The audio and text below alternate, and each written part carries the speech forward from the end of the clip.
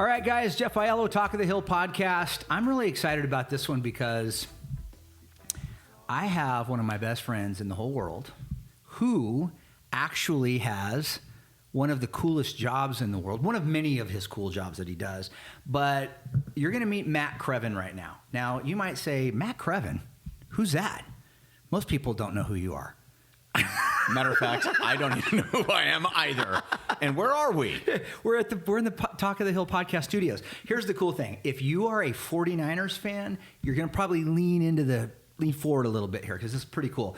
Matt Crevin is, as I said before, longtime friend, went to college together in San Luis Obispo, although I only went to college for like one semester. You actually completed the whole Monty. Makes no difference. But the job that Matt has is really cool because he is one of the public address announcers at Levi Stadium and before Candlestick Park for 33 years now. And so what I wanted to do was Matt came into town to see me for some other work that we're doing. And I said, Matt, you got to do the Talk of the Hill podcast with me because I want to kind of take a walk through your career path. Let's do it. Which I think is interesting. I mean, I've known it my whole life, or at least for the last 33 years.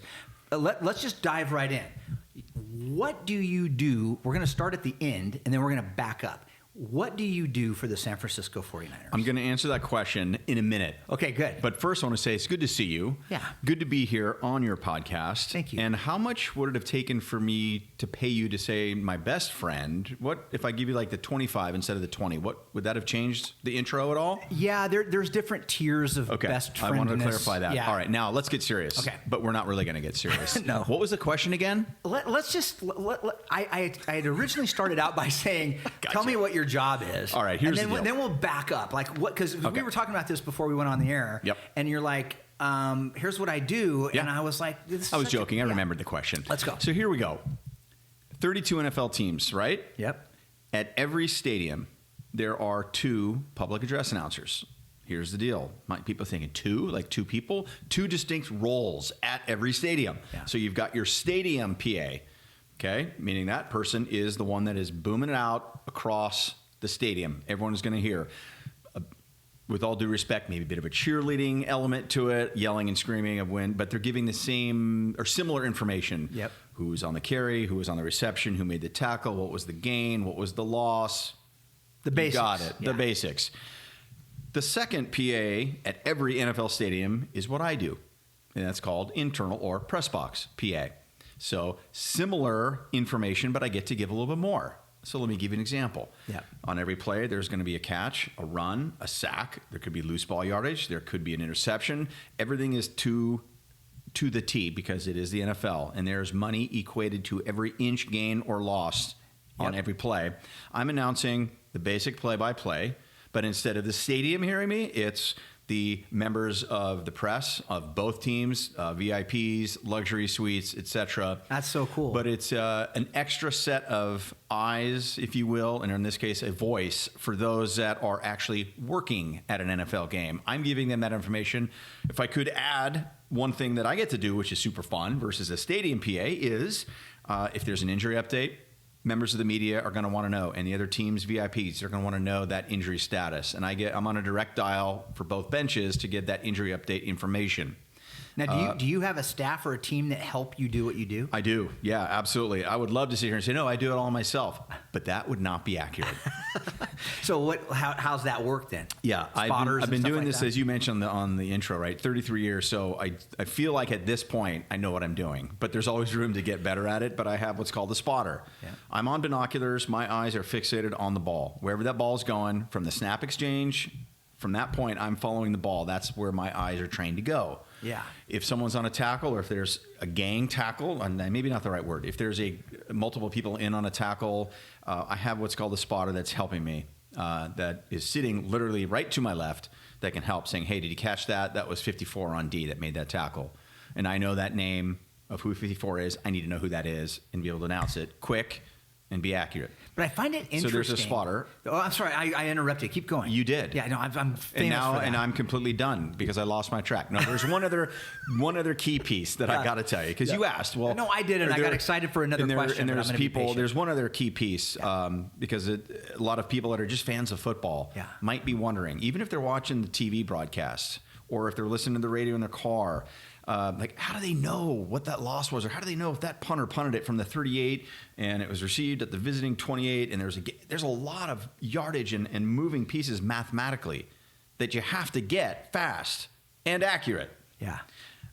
I'm on headset to a chief statistician that isn't seated right next to me. They're a quarter mile away at the other end of the stadium.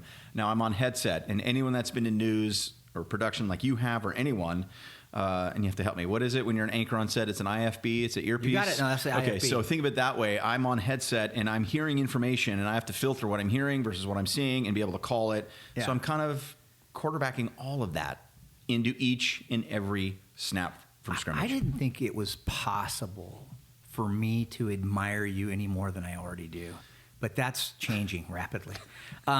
Okay, so here's the thing. I think that a lot of people that are watching this, if you're like me and you're watching this, you're going, wait a second. I really did not realize for a long time that there was two different public address announcers and that the folks in the skybox and the VIPs and the press box are listening to someone other than the stadium announcer, and that's you at Levi Stadium. That's right. Did you do this at 33 years? So you were at Candlestick doing this. Correct. So you want me to give you a little context, and for those that might be, maybe it's it's a career path for a lot of people. Well, let's go. What do you want to do? Let's start now. Yeah. Let's jump back to the beginning. Yeah. Matt and I met in the dorms, Stenner Glen dorms at Cuesta College in San Luis Obispo. And a student community. A student living community. A student living community was their catchy slogan. And after, I started working in broadcast television like right after we got there. And then we became friends, good friends, and we lived as roommates together in different houses. That's right. And I'll never forget, Matt was a diehard Raider fan and still is today a diehard Raider fan, even though you call games for the San Francisco 49ers. I am a diehard Raiders fan. You and I have shared that. I think that might have been what cemented our friendship. Could have been. We used to go down to LA Coliseum and watch the Raiders play down there. Once a year. We'd go down at least once, catch a game. Absolutely. And I'll never forget, I just brought this up the other day in a funny text we had. There are a bunch of us guys, we were all living together in this house in San Luis Obispo. There was an air show at the Paso Robles Airport. And I'm a big aviation buff, as some of you guys know. And I was like, come on, you guys, let's go to the Paso Robles Air Show. The Blue Angels are going to be there. There's going to be airplanes. It's going to be so cool. And it happened to be the same day as opening day of the NFL. And Matt Crevin was a hard pass on the air show. And this is back before, was there cable television back then? Yes, there was, because ESPN was on. We had ESPN. Right. Yep. And so I remember leaving, and we left like 9 o'clock in the morning. The house. All of us guys got together. Hey, Matt, see you later. And he was sitting on the couch, the middle of the couch. I think you had some kind of cold beverage and maybe a bag of something salty. And you and you were ready to watch football. And we came back 14 hours later, maybe 17 hours later, and you hadn't moved. And football recap was on. Now, from that moment, take me to how we got to work for the 49ers. I'm going to be fully accountable to all of that and own it, first and foremost. I've got an issue. I like football. You do like football. And I think the comedy that you all found is like, I was watching the recap of the games I had already watched, but I couldn't get enough. I wanted to watch more. Yeah. So to your listeners, some of you might be thinking, that dude's nuts, and you're right. Yep. Your listeners might be right. Yep. But there's going to be some football fans that are listening to this go, hey, okay. I sort of get it. I'm that way too. Yeah, it's I don't want to call it a problem. It's a fun problem. But you went to, where'd you go to school after you went to San Jose State? San Jose State is where, and then that of all places, I mean San Luis, where you and I met, Cuesta, then overseas for what was supposed to be a 3-week rugby trip, ended up staying for a full season to play rugby in New Zealand. When I came back, didn't think through that whole process. Long story short, ended up at San Jose State, but you know what? I'm all for a path that may not be the most conventional path. Because guess what happened when I went to San Jose State? I was like, okay, then I had to get a little dialed into, well, what do I want to do? What are some areas that are interesting to me? So I went to the sports information department, got an internship there. Through that internship, they gave me the lowest grunt possible job ever. And I say this respectfully to women's gymnastics. I happened to had to work a couple of what they call them, combo meets or whatever it was called. Yep. Had to work with the head gymnastics coach, a woman. Her name is, escape me, Jacqueline Walker. Okay, good. I just pulled that one way deep. You must be on a ginkgo biloba drip. I am on a... Yep. Then through the head gymnastics coach at San Jose State was introduced to her husband, just socially. Yeah. Happened to notice that guy when he shook his hand. It's kind of hard to not notice that he had a nice Super Bowl ring on his finger. Oh, wow. Caught my attention. Not that I'm a flashy guy at all with that jewelry, but it caught my attention, and we just struck up a conversation. Human to human, nothing else involved. He took a liking to me just because I was personable with him.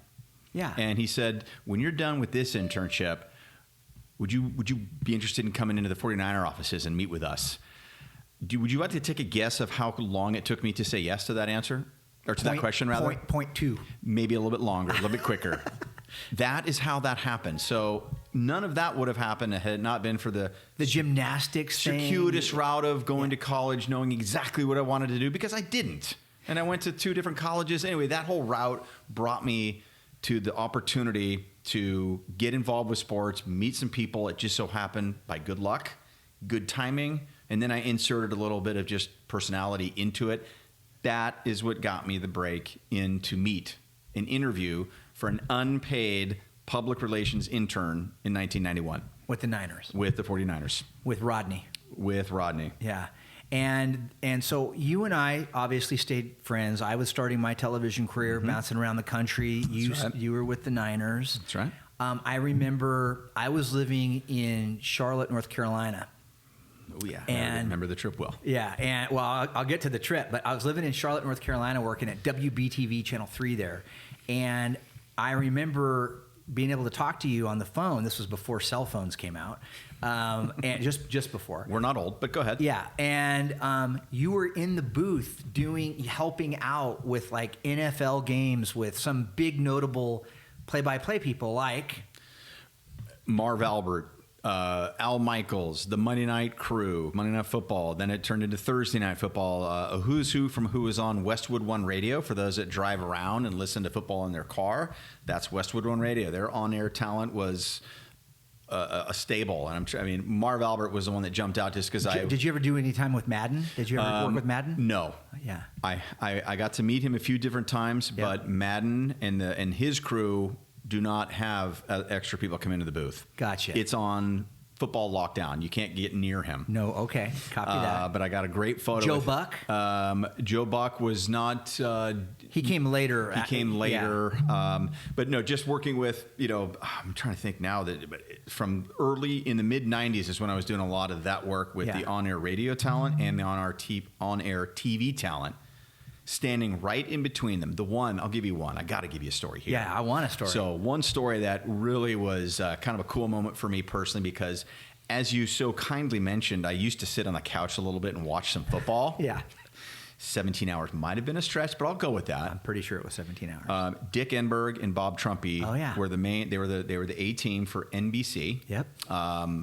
Anyone that enjoys Dick football Enberg, probably what a watched them great- doing the Orange Bowls. They were just a staple.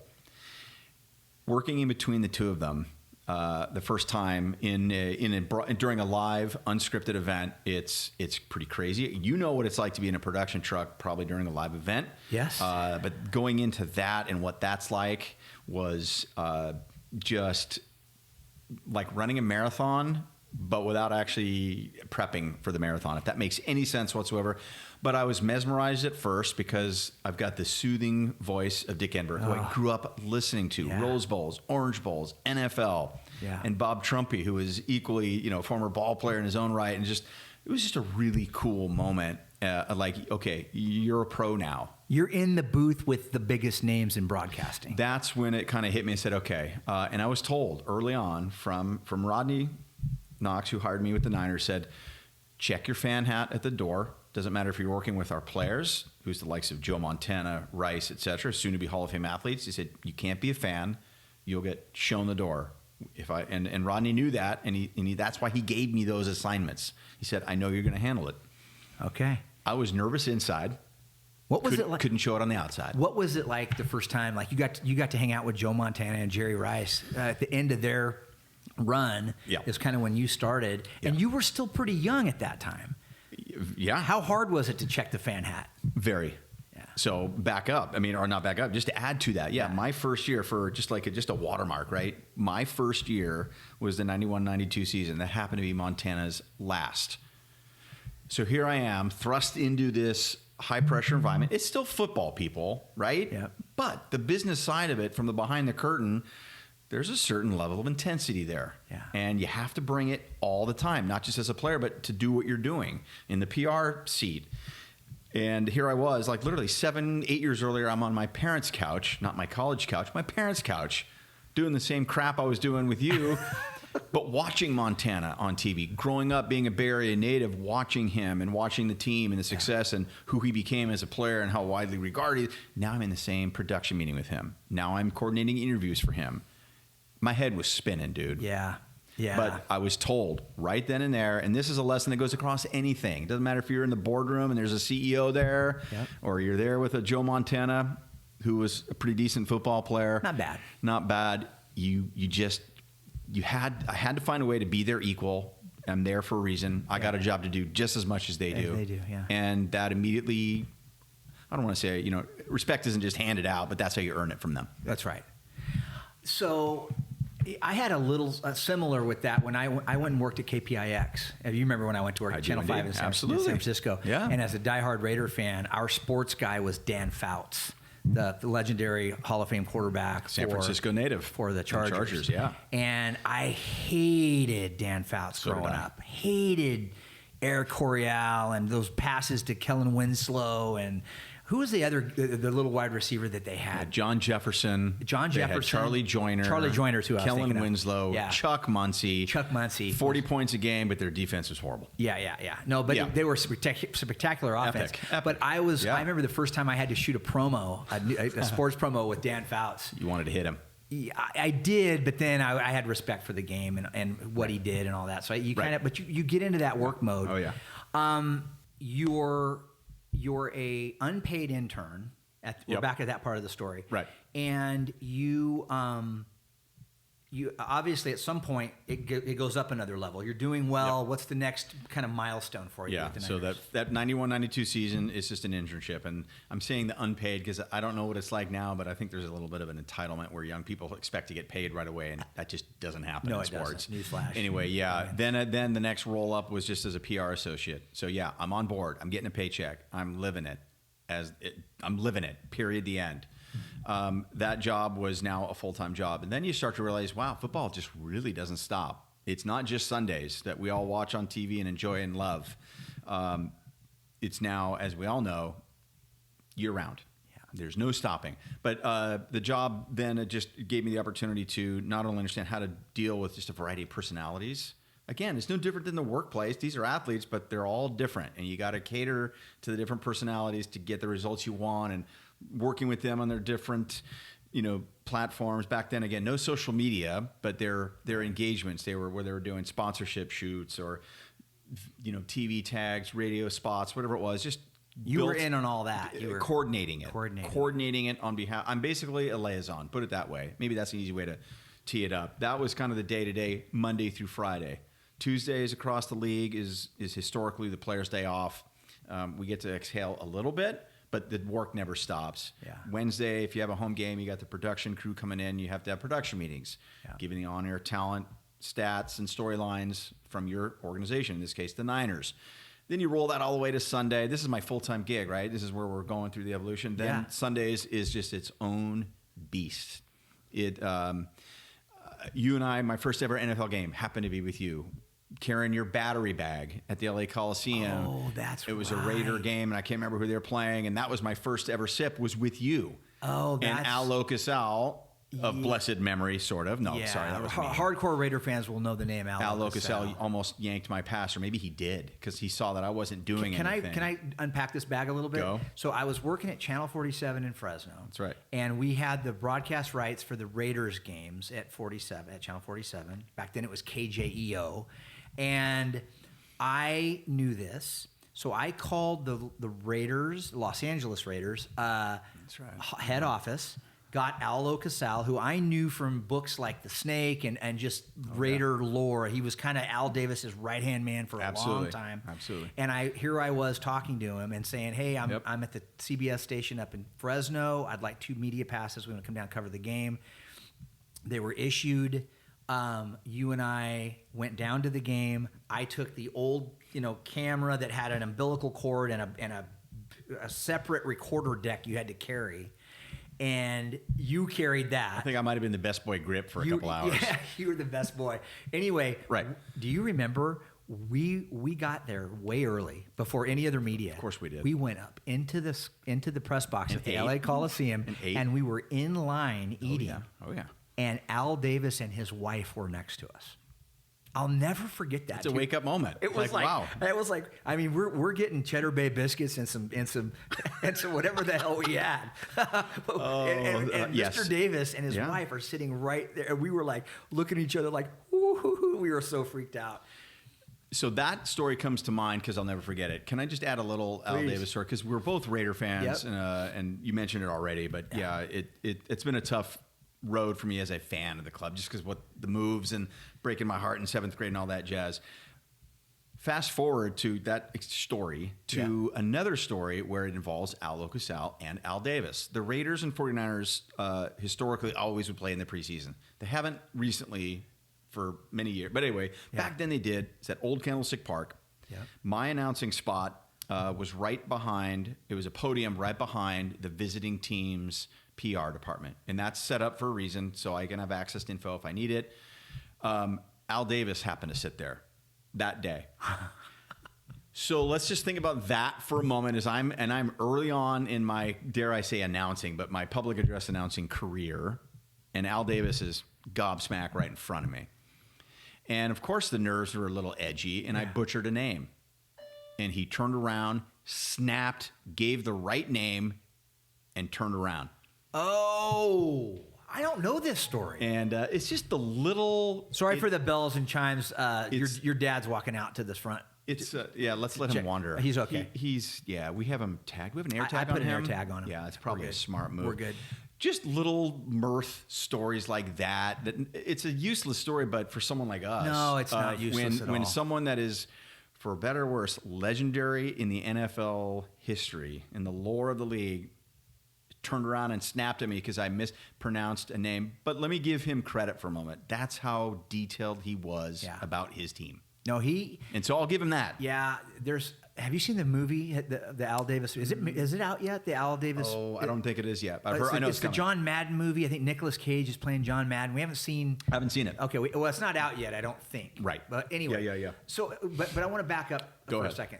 That time that you and I took the fake. Well, it wasn't fake. It wasn't fake. It was legit. Real credentials. Yeah. But I was under no prescribed orders from my place of business, Channel 47, to shoot the game. And guess what? That didn't roll downhill to me either. I had nothing to do. Yeah, so we basically hauled a camera around, never probably turned it on. No. And we just wanted sidelines. And I believe it was Raiders, wasn't it Raiders Niners? It might have been. Yeah. I don't remember I did, that part. Yeah, I did go. I did one time with my stepdad. I took Jonesy to a Raiders Niners game. I know that for sure. You and I might have been Denver. We'll look it up. We can look it up. But Al Locasell, just to kind of tie it all together, Al Locasell, he was keen-eyed, and he knew you and I were fans, not media.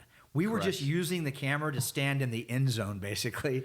And it was what was a dead giveaway was when the media pool was chasing the action up and down the field. You and I were just like hanging out on the sidelines, getting some Gatorade, trying to strike up a conversation with people. And people were like, he was like, what are these guys doing? Did I mention something earlier about check your fan hat at the door? Yeah. I don't think we did it. No, there was no checking of the fan hat. We were complete two fanboys. But anyway, it was a great memory of like, okay, you're down in the big leagues. You better do what you're at least anyway, yeah, that was a good experience and so for sure. The full circle there, Yeah. obviously, Al Davis sitting next to you and snapping Right. at you.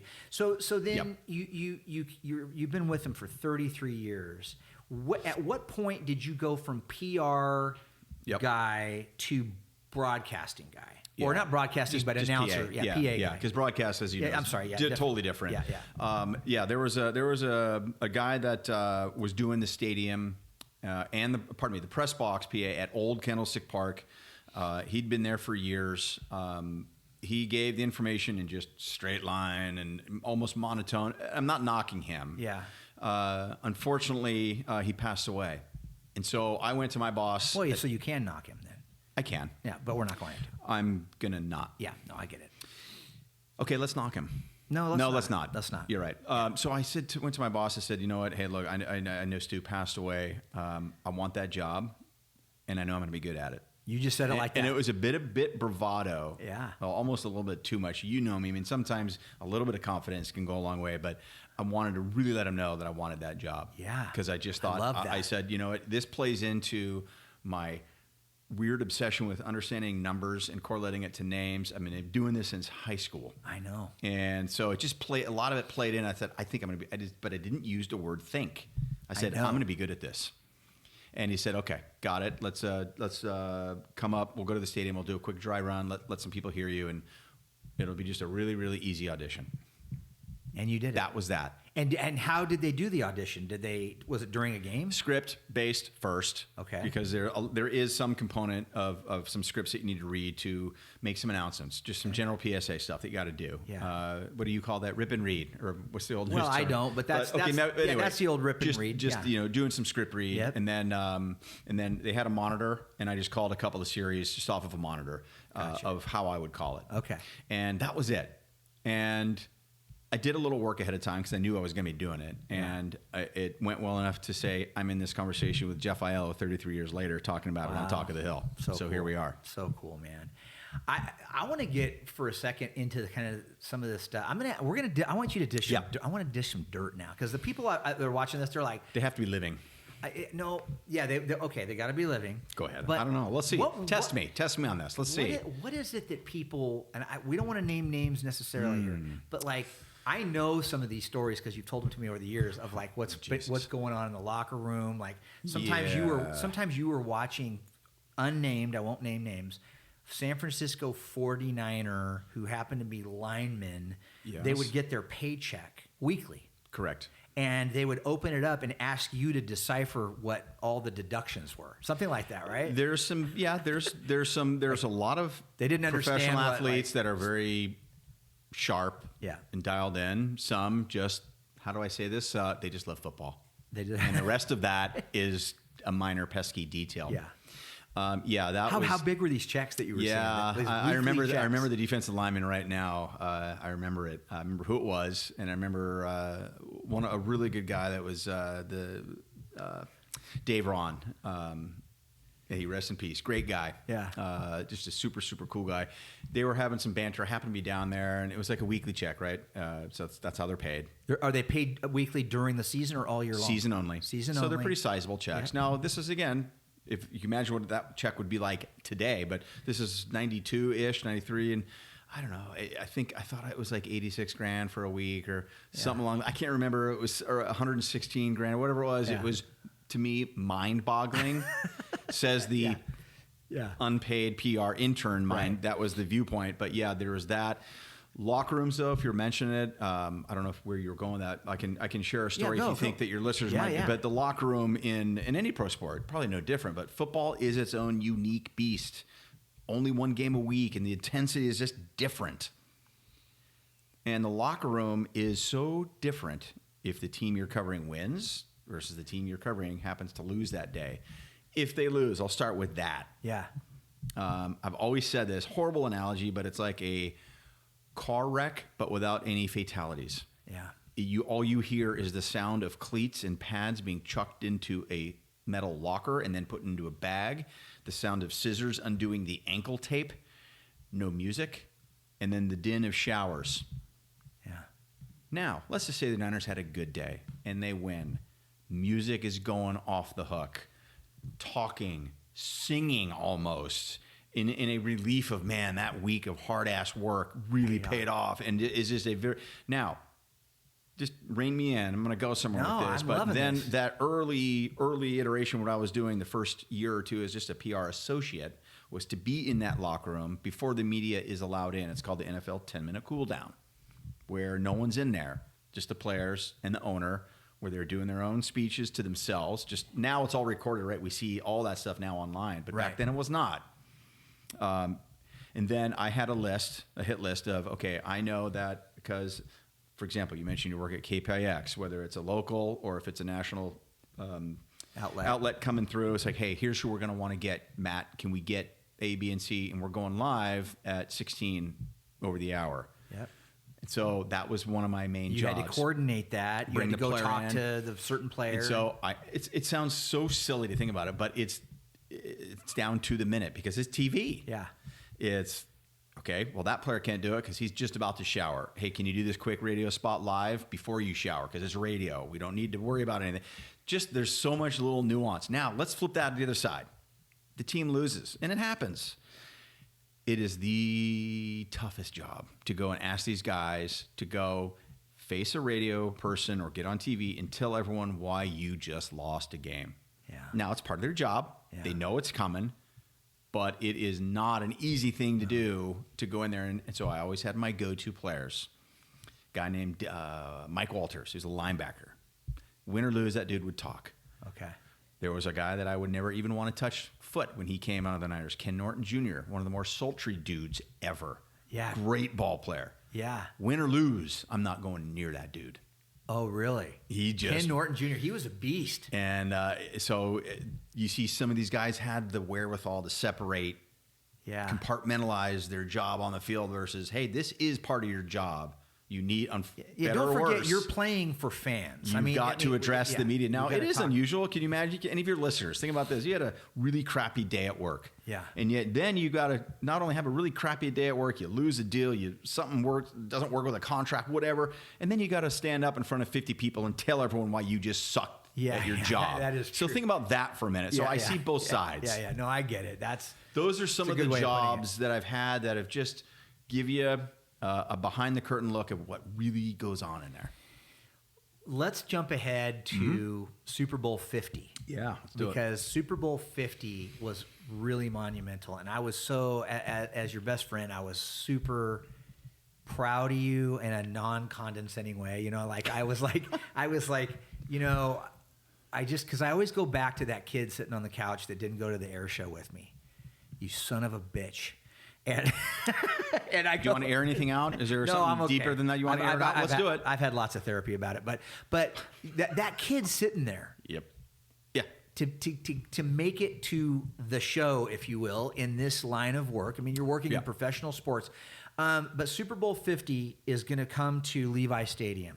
This is 10 years ago. And it's going to be the Carolina Panthers and the Denver Broncos. Peyton Manning at the helm of the Broncos. That's right. So tell me the process, because you got to call that game as the press box announcer. Right. But you had to, that wasn't a given just because you work for the Niners. No. At that stadium. Correct. Explain. Super Bowl, first of all, anytime there's a playoff game at any NFL stadium, it gets to the NFC Championship or the AFC Championship, those two teams are now removed from the equation. Everything then goes right to New York. The NFL comes in and oversees everything. Oh, okay. From a credentialing, from an operational standpoint, all back-end operations are now done by the NFL. That's first and foremost. Super Bowl. Regular playoff game or just when it gets to divisional? The conference championship games, at that point, I believe that's when the NFL says, you guys we're coming in, we're doing our thing now. Yeah. Super Bowl obviously is just magnified beyond measure. The amount of background checks I had to go through now again, this is... go to where you work every day, every Sunday. It didn't matter. Yeah. It didn't matter. And you had to be selected by the NFL to even do it. So thankfully, some of the miscreant behavior that we did in San Luis Obispo didn't catch up to the NFL, and I was able to do Super Bowl 50. Yeah, a lot to Your get record involved. was expunged. Thank God for expungedness. Is that a word that I just made up? It is now. It is now. No, there's a lot. So I thankfully with, 30 some odd years, well, at that point it wasn't 33 years, but Yeah. you make connections. 22 You years. meet people. You stay connected to them. You maintain those relationships. And that's what I did. So having some people, pinpointed to me that are at the league office, I knew exactly who to reach out to, and reached out, expressed my interest. Then that kickstarts the whole process. Okay, so you get the green light Yep. that you're going to be calling Yep. Super Bowl 50 Right. at Levi Stadium in the capacity that you normally do as the press box announcer. Correct. How That's right. different was it that week going up to Super Bowl Sunday? Yeah. Am I allowed to use the word puckering on your podcast? Yeah, I say that all the I will time. say there was a lot of puckering, but in a good way. And I always say it this way, and you know this, that if I didn't pucker or if I didn't have the butterflies, then it's time for me to leave. Yeah. And for me personally, everyone goes different, but for me, that means that I want to do a good job at it. Yeah. And if I stop having those feelings, even on a regular Sunday, then it's time for me to bail. So it was a little bit extra juice for sure. Just everything about it, everything is magnified to who's listening, more importantly. But because I always look at what I do is just to be of service to the other people. It's not about me. It's about to be of service to them. So yeah, the preparation involved to understand two different rosters that I hadn't called that year. I don't think the Niners saw Denver. Maybe they did. I don't remember. I have to look back. Same with the Panthers. So get familiar. Immediately reach out. It's just all the X's. No, sorry, I use that term, but all the granular detail of getting into the front office to the media relations folks, the PR folks at both teams. Get with them. All the pregame meetings that have to start before both teams even land, because there's a 2-week period. So just all that is it's magnified, but thankfully there's a 2-week period to get prepped. So it allows, at least for what I'm doing, a little more time to understand, for example, what's the Panthers' defense? What are their patterns? What's their substitution patterns? Who's the extra tight end they bring in pass protection? I have no. Can I swear? Yeah. I have no clue. You can say no. fuck. I decided not to. We say fuck on a limited basis. I here. decided that I'm not going to do that. Okay, I like that. So who's the extra tight end that's coming in pass protection? Who's the nickel coming back? Who's the extra safety? All the nuance that you get familiar with when your own team. Now it's 2 new teams. So again, nothing changed. Do you watch film like a player? Does it help you to try to understand? Hey, Carolina's in a cover 2 defense right now. What's Peyton going to call? Do you get that into it? I don't get that into it. Okay. Here's where I'll drop where I do though. Let me just answer that. Where I do get into it is I just want to know what their typical substitution patterns are. Okay. Here's why. If that person's on the field, I got to call that name. There's a chance I'm going to have to call that name. Could be that there's a penalty on the extra tight end they brought, or maybe he's going to catch a pass, or maybe the nickelback that they brought in, and if they're switching up from a 3-4 to a 4-3 to a drop corner zone, we don't know. But I want to know who those players are that typically come in, so I know that number and I know that name. That's what I do. Okay. I'm not going to get into the head of Peyton Manning. I wonder what play they're going to dial up, Okay. or schemes. I just need to know who's going to be on the field. And the more I'm ahead of that, then it's not, holy crap, who is that? And I have to look down and then search for the name, search for the number. I've got to flip in a speed announcing chart that I have. It just minimizes that because the action's fast. And someone told me you've got to be fast, but you also have to be accurate. When the game is over, like let's take, for instance, last Sunday's game where the Niners won with a field goal right at the end against the Cardinals, I believe, right? That's right, yeah. Arizona. So in that game, pretty blasting the whole game. Mm-hmm. When the game's over and it's 0-0-0 on that clock, does it feel like what just happened? Like, because you're describing a pretty full throttle sort of experience. Yeah, I think, and that's the fun though. Yeah, that's the fun part. It's live, it's unscripted, it's 3.5 hours ish. But yeah, using last weekend's game, whether a team that runs a 2-minute drill, there's a lot of those teams that used to do it, and some still do, or just if it's in a 2-minute drill where everything is just squeezed, and so it's. What are some of the new rules in the last, let's say, 5 to 7 years that you think suck, that are just stupid? And then what are a couple that you think are good? Oh, that's a good question. I'm not sure. I mean, look, I can sit there and Player safety I'm being not one. wearing the NFL badge on my shirt at this point, but right. look, I know where the league's going. You know where the league's going. Anyone that knows is safety, right? It's Right. safety. I get it. In a game where you're supposed to just run into each other as hard as you can. And the players that you and I, and maybe some of your listeners that of our generation go, oh my God, what would a Ronnie Lott or what would a Jack Tatum or all these Howie guys, Long. these guys that played the game differently? Well, it was officiated differently. Right. It took me a minute to get used to the new kickoff. When that's not this year, but I think it was maybe a year 3 or two years ago. Yeah. That just from an optics of looking at it from the press box down, just the way the guys lined up. I mean, that just looked weird from even a high school kid playing flag football or whatever I did. That took a minute to get used to, and then I said, okay, I get it.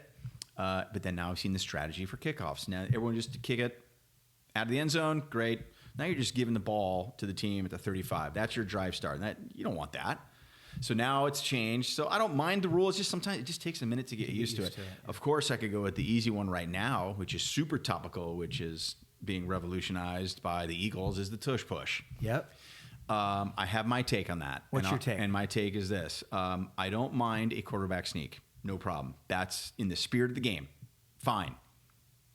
Someone pushing that dude from behind, not fine. Don't like it. Yeah. So it's not in the spirit of football. You're not real vague about your stance on that. No, I'm not. But here's the other side is, hey, stop it. If you don't like it, stop it. Okay, I get it. But there's just, I don't know. I just think it's just taken a rule that's just stretched too far where it takes the spirit of the game Do you think away. the tush push is going to be outlawed? I think it will be at some point. Yeah. I just do. And now you got a lot of, I don't want to get into the deep weeds with that, but then you look at the slow-mo, the tape of it, and the guards are firing off early. Yeah. It's got to be, I don't know. I'm just not a huge fan. I like innovation. I'm okay with innovation. Yeah. Things change in sports. Fine. I'm going to ask a question Go. now that I know every single person watching this is going to want me to ask. Have you met Taylor Swift, and what did she smell like? I want to make up something really funny and razor sharp witty, but the answer is no. No. Okay. Just no, and you don't know what she smells like. Lady Gaga. You met Lady Gaga. Can I bring your a daughter into the picture real quick? I don't think she's here right now. No, just by name. Oh, yeah, absolutely. So I was chatting with your beautiful young lady, Yeah. daughter Lauren, Yeah. just earlier today about, hey, do you like Lady Gaga? Because we were talking about the upcoming Super Bowl 60. Yeah. 50, she was the national anthem artist, Right. And she was fantastic in my opinion. I mean, I'm not a huge fan. Don't Oh, I dislike think her, Lady Gaga but is she was great. she was great just from a performance.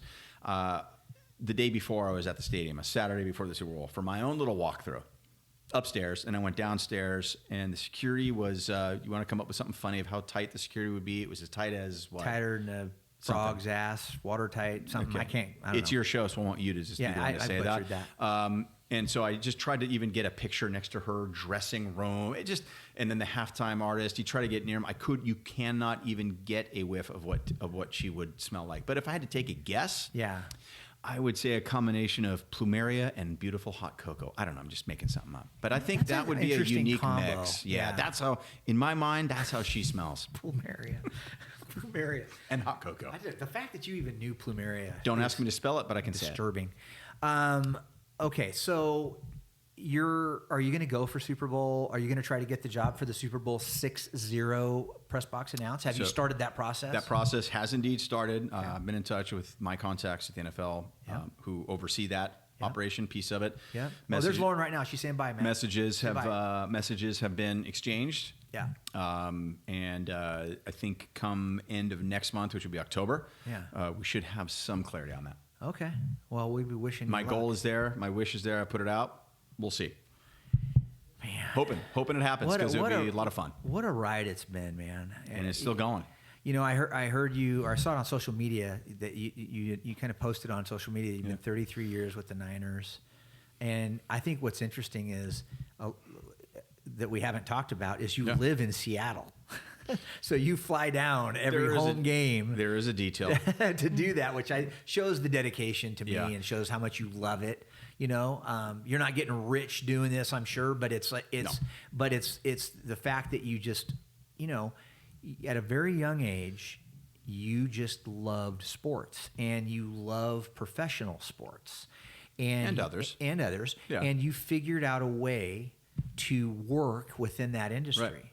Right. And before we wrap up, I want to talk a little bit about, what you do with that experience and try to share that with young people with your venture that I'm helping you with now and you've been doing for quite a while. Yeah. I'll just answer your first part. Yeah. Yes. You nailed it on the head. I can't say it any better than what you just said. I do love it. And I think that's just the start and the end, right? The rest of flying in from Seattle now for 19 years of the 33, but I have family that are still in the Bay Area. I've got a place to stay, a car to use, and it just makes it work. Yeah. And once you get a sip of that action, it is tough to sip away because I love it. And I just call it, give me the sip of the action. Yeah. And in my own small little tiny role, I love what I do. So that's that piece. Yeah. So I'm sorry, there was a back end piece of that of how I've kind of packaged or in a way the lessons I've learned. Was that well? I'm trying to take this. Again. I'm trying to take this into Talk Shop. Yeah, right. But a big piece of what I've learned in the Niners in my years with just being connected into the sports industry. It's not Niner centric. It's across the board, and I recognize that fairly soon after I got in. It's not about the Niners. It's about the skill set that I knew that I wanted to leverage and hone, which I'm still doing, but I love doing it, is just the multitude of career paths that are out there. And then about 10, maybe 8 years ago, it dawned on me that the young generation, when I say young generation, today's high school kids, today's college students, for the most part, those are the young adults that have been born into a device in their hand. Yep. As a parent, I've allowed it. I've been able to. We all have for the most part. But what that's done, and the gap that it's created in the way that today's young generation or young adults communicate, or more importantly, don't communicate, it's created this gap. And that's, as you mentioned, that's where Talk Shop, my own venture that I'm launching as a nonprofit, is that it's here to fill that, or to fit and to hit that gap. It's a solution that is geared to. There are so many times and so many opportunities. It's countless where a live conversation will make things so much better. So true. And it all comes down to two things in my mind. It's hard to distill it down to just two things, but I got such a deep passion about when I'm talking to you right now, I want to be understood. Yeah. And when I'm talking to you right now, I want to understand you. Yeah. So what does it take to do both? Yeah. Everything comes back to what does it take to be understood? What does it take to understand someone else? There's time and a place. I'm going to own it where I'm on my phone and a text that's easy, it's efficient, boom, boom, boom, I'm done. That's off my deck. Yeah. But yet, what does that do a lot of times? It creates more mud. It creates misunderstandings. Yep. Communicating online is the preferred method for so many, and I'll own it too. But there are countless opportunities, especially for the young adults. You're going to interview with Jeff Aiello to work at your production company. I'm going to assume that if you're looking at a resume and it's pretty stellar, but if that person, that young woman or young man shows up, can't articulate themselves, their ideas, their thoughts, their vision of what they would bring to the role, and they're not congruent with who they are on a piece of paper, I'm going to take a guess that you're probably going to rule that person out. Right. And that's the problem with the younger generation, this device generation, is we all have, we've atrophied, and they've never learned how to have these discussions in person with people. Right. I mean, you can see it right now. I try to teach Jet and Lauren, and they're both great at it after pounding them in some electric shock therapy. But I always tell, especially Jet as a young man, not to be sexist or anything, but it's like, hey, when you meet somebody, shake their hand firmly, not too firm, shake their hand firmly, and you look them in the eye. And you spot on, and that's it. And that simple thing says a lot to us older folks out there. And absolutely, Jet just met your dad for the first time, right? And he, I was watching him when I saw the hand going, and I went and looked at Jet's eyes, and he did it well. Well, you're doing a good job, but that is needed now more than ever. Right. It's just the ability. Can we just, dare I say, just talk with someone, listen to someone else? Yeah. I always say, look, and if I'm getting preachy, just stop me. But obviously, I've got a deep-rooted interest and drive for this. It's as much as I love winning, because I got a sports background. I don't like to lose. No, I don't. Which is really tough being Raiders fans. However, true. Conversations aren't about winning or losing. Right. Just understand each other. And you can agree to disagree with someone. Totally fine. At least you're on the same page. So this is what this is what Talk Shop is all about. Is just it's needed now more than ever to get today's young adults, because they're the generation that can maybe make some change. And anyway, that's what it is, and is designed to teach effective communication skills, face to face. Yeah. Well, I can't wait to share more about Talk Shop. I am proud to be a board member of the new nonprofit and help you out and help grow it, which we're going to get on some work on that right now. Let's do it. Thank you for being here with me and doing this. I kind of threw Matt a curveball. He didn't really know we were going to do the podcast, but I thought, I know your story, and I think there's people out there on Talk of the Hill that would be interested by learning this arc that you've taken, the story arc of, addicted to on the couch, and then now in the booth doing your thing. Well, thanks for having me, number one. Hopefully some of your listeners found it useful. So right on. All right, folks, Jeff Aiello, Talk of the Hill podcast. We will catch you next time. By the way, we've got some good ones coming up. I'm not going to tease you too deeply right now, but in the next few weeks, we're going to roll out some names as we do more of these podcasts. And as my schedule lightens up, hopefully toward the end of the year, we're doing a lot of shooting right now and a lot of editing right now. But I really enjoy this format. I've got lots of interesting folks to talk to, like Matt Crevin here. So stick around, stay tuned, and we'll see you next time on Talk of the Hill.